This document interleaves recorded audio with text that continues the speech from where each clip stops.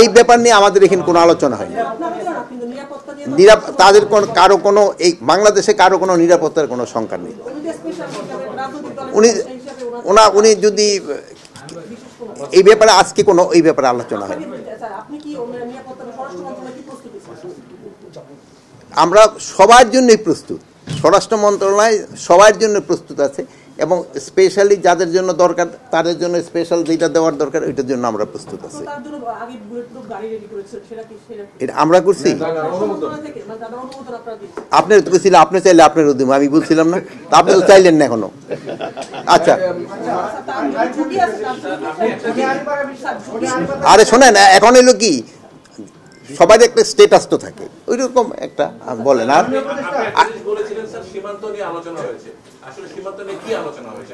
ইলেকশনের সময় আমাদের ক্ষেত্রে ধরেন যে সীমান্ত দিয়ে যেন কেউ আবার ইসের ইন্ট্রুডার যেন ঢুকতে না পারে, এইগুলির ক্ষেত্রেই মেইনলি আলোচনা হয়েছে। প্লাস আপনার ধরেন কোনো রকমের যেন উস্কানিমূলক ইটি যেন বাইরে থেকে যেন না, এইসব ব্যাপারে আলোচনা। আরে এটা নিয়ে তো কোনো, এটা নিয়ে বহুবার বলছি, এক কথা বারবার না জিজ্ঞেস করে আজকে মিটিং এর কথা জিজ্ঞেস করি। হ্যাঁ ফোনে কি আরি পাতা? আপনি আরি পাচ্ছেন? যে সংস্থা অথরাইজ তারা আরি পাতবে, আর যার অথরাইজ না সে আরি পাতবে না। নতুন এবং ফিরে আসা গ্রাহকদের জন্য নগদে চলছে ক্যাশব্যাক সহ প্রতিদিন হাজারো উপহার জেতার সুযোগ। হবে আশা আর ফেরা, সারপ্রাইজ সেরা। এটা কেউ কোনো অভিযোগ করে না, আমি এই প্রথমবার আপনার কাছ থেকে শুনলাম। আমার কাছে কেউ কোনো অভিযোগ করে না, আমার কাছে কেউ একটা অভিযোগ করে না, সত্যি কথা। এই মেধাবীতে মানে এই পাবলিক সার্ভিস কমিশন তো মেধাবীদের নিয়ে সিলেক্ট করছে।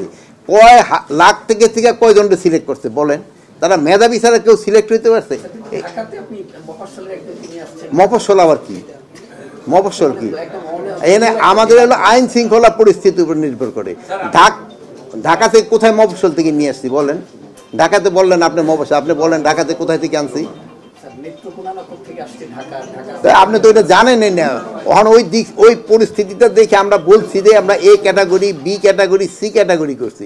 এটা আইন শৃঙ্খলার পরিস্থিতির উপরে নির্ভর করে। এখন যদি মফস্বলটা যদি আইন শৃঙ্খলা, সব মফস্বল কিন্তু একরকম না, আর মফস্বল না এখন সবই দিন বাংলাদেশের জেলাগুলি কিন্তু ডেভেলপ হয়ে গেছে। সেই এর আগে মানে অনেকগুলো রিপোর্ট হয়েছে, আসলে আপনারা স্বরাষ্ট্র মন্ত্রণালয় এই রিপোর্টটা কিভাবে দেখছেন? এই যেহেতু এই স্বরাষ্ট্র মন্ত্রণালয় এটা খুব সিরিয়াসলি দেখতেছে, এবং এটা আপনি দেখছেন ওই ভলিউম কতগুলি, এগুলি আমাদের সম্পূর্ণটা পড়া হয় নাই। পড়া হওয়ার পরে ওনাদের যে রিকমেন্ডেশন এটা অবশ্যই বাস্তবায়ন করতে হবে। কালকে বিএনপি চেয়ারপারসন বেগম খালেদা জিয়াকে অতি গুরুত্বপূর্ণ ব্যক্তি ঘোষণা করে, আমি শেষ করি উপদেষ্টা প্রশ্নটা একটু নেন।